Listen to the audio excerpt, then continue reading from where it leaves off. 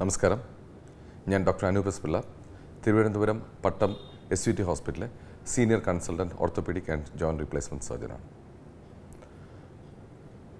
നമ്മുടെ ജനസംഖ്യയിലെ ആൾക്കാരുടെ പ്രായമായവരുടെ അനുപാതം കൂടി വരുന്നതിനനുസരിച്ചിട്ട് നമ്മൾ കൂടുതലായി കണ്ടുവരുന്നൊരു പ്രോബ്ലമാണ് സന്ധിവാതം അഥവാ അസ്ഥി തേയ്മാനം. ഇത് ഏറ്റവും കൂടുതൽ ബുദ്ധിമുട്ടുണ്ടാക്കുന്നത് കാൽമുട്ടുകളിലാണ്. കാൽമുട്ടുകളിലുണ്ടാകുന്ന വേദനയും വളവും മറ്റ് ബുദ്ധിമുട്ടുകളുമാണ് ഇത് ഫലമായിട്ടുണ്ടാകുന്നത്. അത് കാരണം ആൾക്കാർക്ക് അവരുടെ ദൈനംദിന പ്രവർത്തനങ്ങളിൽ ഏർപ്പെടാൻ തന്നെ ബുദ്ധിമുട്ടുണ്ടാകുന്നു. നടക്കാനും പടി കയറാനും വാഹനത്തിൽ കയറുവാനും ഇറങ്ങുവാനും കസേരയിൽ എഴുന്നേൽക്കുവാനും എന്തിനും ചിലപ്പോൾ കട്ടിൽ നിന്ന് എഴുന്നേൽക്കാനും നടന്നു തുടങ്ങാനും തന്നെ അതുകൊണ്ട് ബുദ്ധിമുട്ടുണ്ടാകുന്നു. ഈ ബുദ്ധിമുട്ടിൻ്റെ ചികിത്സ അഥവാ പരിഹാരം ആ അസുഖത്തിൻ്റെ സ്റ്റേജ് അനുസരിച്ചിട്ടാണ് ഇരിക്കുന്നത്. തുടക്കത്തിലുള്ള സ്റ്റേജുകളിൽ തീർച്ചയായിട്ടും ചെറിയ മരുന്നുകൾ കൊണ്ടും കൂടുതൽ ഫലപ്രദമായും എക്സസൈസുകൾ കൂടി കൃത്യമായിട്ടുള്ള വ്യായാമങ്ങൾ ചെയ്യുന്നതിൽ കൂടി ഈ ബുദ്ധിമുട്ട് പരിഹരിക്കാവുന്നതാണ്. അപ്പോൾ എല്ലാ മുട്ടുവേദനയും പക്ഷേ സന്ധി തേയ്മാനമായിരിക്കണം എന്നില്ല. ആമവാദം പോലെയുള്ള ഇൻഫ്ലമേറ്ററി ആർത്രൈറ്റൈറ്റ്സ് ഉണ്ടെന്നുണ്ടെങ്കിൽ അതിന് സ്ഥിരമായിട്ടുള്ള മരുന്ന് ചികിത്സ കൊണ്ട് വലിയ വ്യത്യാസം വരും.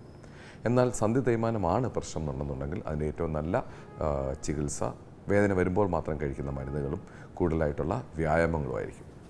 ഒരു സ്റ്റേജ് കഴിയുമ്പോഴത്തേക്ക് വ്യായാമങ്ങൾ കൊണ്ട് ആളിന് പിടിച്ചു നിൽക്കാൻ പറ്റാതെയായി വരും. നമ്മുടെ ദൈനംദിന കാര്യങ്ങൾക്കുള്ള ബുദ്ധിമുട്ടുകൾ കൂടി വരും. ആ സ്റ്റേജിൽ നമ്മൾ വളരെ ഫലപ്രദമായി കാണുന്ന ഒരു ചികിത്സയാണ് സർജിക്കൽ ട്രീറ്റ്മെൻറ്റാണ് നീ റീപ്ലേസ്മെൻറ്റ് അഥവാ മുട്ട് മാറ്റിവെക്കൽ ശസ്ത്രക്രിയ. ഇതുവഴി നമ്മൾ ഉദ്ദേശിക്കുന്നത് മുട്ടിൻ്റെ കേടുപാട് വന്ന ഭാഗം, ആ പ്രതലം, ജോയിൻറ്റിൻ്റെ സർഫസ് മാറ്റിയിട്ട് അതിന് പകരം കൃത്രിമമായിട്ടുള്ള ഒരു ആർട്ടിഫിഷ്യൽ ജോയിൻറ്റ് അവിടെ വെക്കുക എന്നുള്ളതാണ്. അപ്പോൾ ആ ജോയിൻറ്റ് നമ്മളവിടെ പുനഃസ്ഥാപിക്കുന്നതോടുകൂടി മുട്ടിനുണ്ടായിരുന്ന വളവും മുട്ട് മടങ്ങുമ്പോഴുണ്ടായിരുന്ന വേദനയും മുട്ടിനുണ്ടായിരുന്ന ബലക്കുറവും ഇത് മൂന്നും മാറുകയാണ്.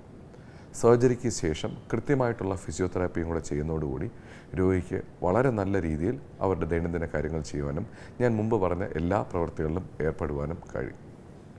ഇതിനകത്ത് പലപ്പോഴും നമ്മൾ കാണുന്ന ഒരു ബുദ്ധിമുട്ട്, ആൾക്കാർ ഈ സർജറിയെ അകാരണമായി ഭയപ്പെട്ടിട്ട് സർജറി മുന്നോട്ട് തള്ളിക്കൊണ്ടേയിരിക്കും.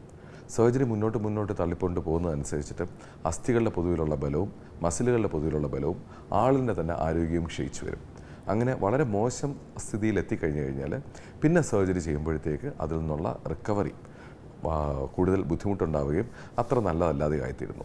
കൃത്യമായിട്ടുള്ള സ്റ്റേജിൽ കൃത്യമായിട്ടുള്ള സമയത്ത് കൃത്യമായിട്ടുള്ള സർജറി ചെയ്യുകയും അതിനുശേഷം കൃത്യമായിട്ടുള്ള ഫിസിയോതെറാപ്പിയും ചെയ്യുകയാണെന്നുണ്ടെങ്കിൽ ഇതിൻ്റെ എഫക്റ്റീവ്നെസ് വളരെ നല്ലതാണ്. രോഗിക്ക് വളരെ നല്ല രീതിയിലുള്ള കാര്യങ്ങളിലേക്ക് ചെയ്യാനുള്ള എബിലിറ്റി തിരിച്ച് കിട്ടുകയും ചെയ്യുന്നതാണ്. എല്ലാവർക്കും നല്ല ആരോഗ്യം നേരുന്നു. Thank you.